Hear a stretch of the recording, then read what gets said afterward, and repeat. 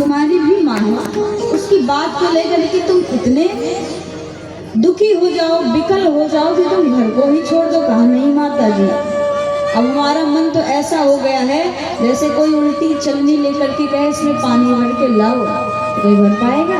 अब आप भर लो, आपकी जिम्मेदारी है। वैसे उल्टी चलनी में तो पानी नहीं भरा आज तक। अब बड़गांव के लोग कुछ भी करें, नहीं होगा। तो कहा कि जैसे हमारा हृदय किसी के बात से, किसी के शब्द से पूरा विदीर्ण हो चुका हो, कट गया हो, दुखी हो गया हो, स्तब्ध हो गया हो, और वही व्यक्ति तुम्हें अत्यंत निराशा करके, हताश, उदास, निराश, सब कुछ करके, पीड़ित करके अंत में कहे ऐसा था कि जो मैंने तुम्हें परेशान किया, ऐसा मेरा विचार नहीं था, तुमसे ज्यादा प्रेम करता था। जब मैं तुम्हारे साथ ऐसा किया तो विश्वास करेंगे? नहीं करेंगे, क्योंकि नवल नीच की अति दुखदायी। कोई नीच व्यक्ति ज्यादा मीठा बोले तो सचेत हो जाओ, सतर्क हो जाओ। यह हमें कौन सिखाता है? यह मुझे महामुनि सुखदेव जी सिखाते हैं कि देवता लोग अमृत का कलश लेके आए, लेकिन डांट करके भगा दिया। क्वा सुधा क्वा कथा लोकम, क्वा कांचा क्वा मणिमय। कांच और मणि का विनिमय नहीं, तुम स्वार्थी हो। क्योंकि तुमने दधीच की हड्डी भी नहीं छोड़ी। दधीच की हड्डी दान कहाँ दी गई थी? जहाँ पे श्रीमद् भागवत महापुराण सत्रम स्वर्गाय सहस्र लोक, 1000 वर्ष तक सूत सौनकादि के माध्यम से जहाँ चली। आज भी नैमिषारण्य क्षेत्र में आप जाओगे, बड़ा विशाल बरगद का वृक्ष है, वहीं बैठ करके ऋषि दधीच तपस्या करते, और वहीं जा करके देवताओं ने उन्हें अच्छी भाषा बोल करके, मीठा मीठा बोल करके कहा ऐसा है कि तुम हड्डी ही दे दो अपनी, तुम बैठो। तुम क्या करोगे? वैसे ही तुम्हारी शरीर जगत कल्याण के लिए लग जाएगा। तुमको तो आत्मा की आवश्यकता है ना, शरीर से तुम्हारा कोई मतलब है नहीं, तो हड्डी हमें दे दो। अच्छा बोल करके दधीच बाबा को भी मार के चले आए देवता भी स्वार्थी। जब ही तो लिखा गया कि ना सुर नर मुनि सब की यह रीति, स्वार्थ लाई करे सब कीर्ति। तो कहा नहीं भैया, ऐसा ना करो कि तुम अपने घर को त्याग दो, मेरा अवलंब क्या होगा? गृह मत त्यागो, घर में रह करके भगवान का भजन करो। तो कहा हाँ भजन करूंगा, लेकिन क्या मैं उस सिंहासन पर बैठ पाऊंगा? सुनीति ने कहा जरूरत ही क्या है कि तुम्हें राज सिंहासन पर बैठो? तुम इस छोटे से राजा का पद पा करके क्या अपने आप को परमात्मा मान लोगे, परम पूर्ण भक्त मान लोगे? नहीं, तुम ऐसी तपस्या करो, ऐसा ध्यान लगाओ कि वह जगत का परमात्मा स्वयं जो जगत का राजा है, जगत पिता है, जो जगत नियंता है, साधारण राजा जिससे बल पाते हैं, उस परमात्मा की उपासना करो। कहाँ कहाँ मिलेंगे? तो कहा यहाँ ही भजन करो, मेरे सम्मुख भजन करो। नहीं, कहा भजन तो एकांत में होता है। अब तो समझा करके ध्रुव जी छोटे से बालक, 5 वर्ष के बालक, गृह त्याग करके वनगमन किया, वन में पहुंचे। जब भी नारद जी ने देखा, आंखें भी बड़ी तेज है नारद जी की, जाके देखता हूँ कि विवेकपूर्ण वैराग आया है कि आवेशपूर्ण वैराग आया है। वैराग हमको भी कभी कभी आ जाता है। घर में हुई खटपट, चल बाबा के मठ पर। घर में अगर भयंकर लड़ाई हो गई, अब तो घर वापस नहीं आऊंगा, इसीलिए मैं घर की गृहस्थी को छोड़ना चाहता हूँ।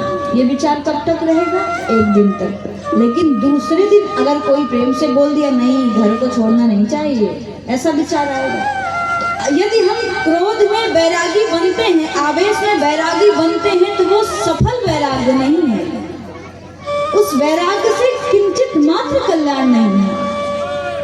भगवान ने कहा है कि जो व्यक्ति हठात अपने मन को पकड़ करके, इंद्रियां वश में नहीं है और वैरागी बनने की बात को सामने रखता है कि इंद्रियां तो वश में नहीं है, और तन कह रहा है कि मैं बहुत बड़ा वैरागी हूं, नहीं, ये बहुत बड़ा पाप है।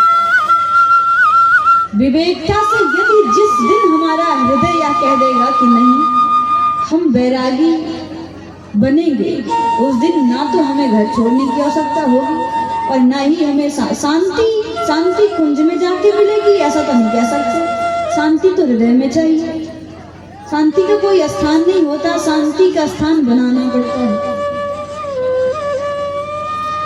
तो कहा कि तुम वन को जा रहे हो और भगवान को प्राप्त करने जा रहे हो, तुम्हें विश्वास है पक्का प्राप्त कर लोगे भगवान को? कहा हाँ, क्यों नहीं कर लूंगा। जब तुम दासी पुत्र बन करके ब्रह्म पुत्र हो सकते हो तो क्या मैं भगवान को प्रसन्न करके क्या भगवान का भक्त नहीं बन सकता? भगवान से एक छोटा सा सिंहासन नहीं मांग सकता? नारद जी ने कहा बड़ी अच्छी वैराग्यपन आया है तुम्हारे अंदर, तो क्या करोगे? क्या बात ऐसा है कि माता के कठोर वचन ने हमारे हृदय को विदीर्ण कर दिया है। अभी इस समय तो मुझे किसी की बात समझ में नहीं आएगी, न तुम्हारी।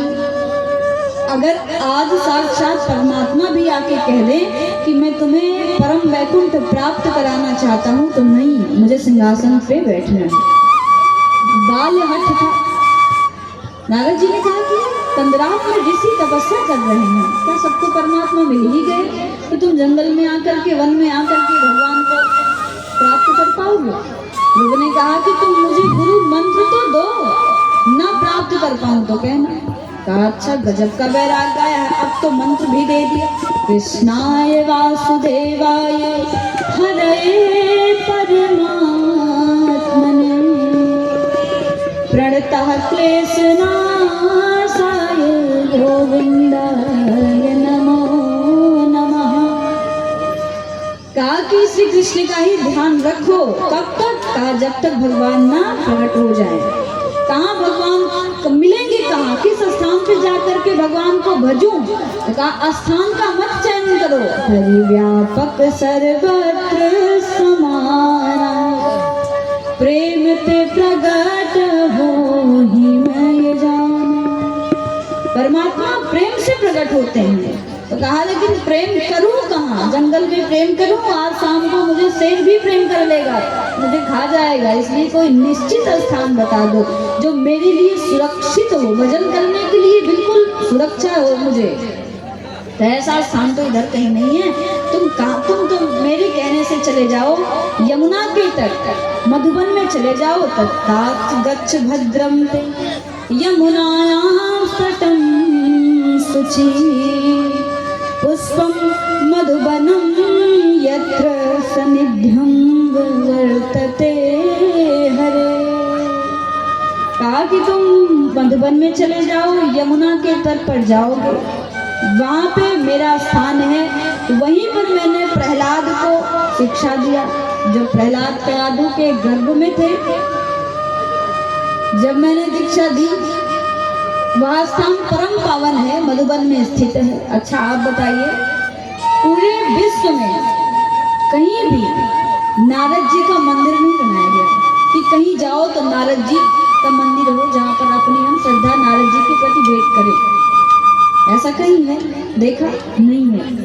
एकमात्र मधुबन अर्थात मथुरा, वृंदावन में आप गोवर्धन जाएंगे, कुसुम सरोवर, अगर आप गिरिराज जी की परिक्रमा लगाएंगे, जब 21 किलोमीटर की गिरिराज जी की परिक्रमा है, यदि आप परिक्रमा लगाते हैं तो आप कुसुम सरोवर से आगे पहुंचेंगे, जब ही लिखा है मधुबन, नारद जी की तपस्थली, ध्रुव की तपस्थली, प्रहलाद की तपस्थली। वहां जाएंगे, एक सरोवर है। अगर जो वृंदावन गया हो, उन्हें जो जाने का मन बना रहा हो, मेरे कहने से एक बार वहां जरूर चले जाना। मत गिरिराज जी जाना, गिरिराज जी से किसी से भी कहना कि मुझे मधुबन जाना है, नारद जी की तपस्थली जाना है, जाना दर्शन करना। आज भी वहाँ ऐसा सरोवर है जहाँ पे नारद जी आकर के प्रातः स्नान करते हैं। हजारों वर्षों का वहाँ पे वट वृक्ष है।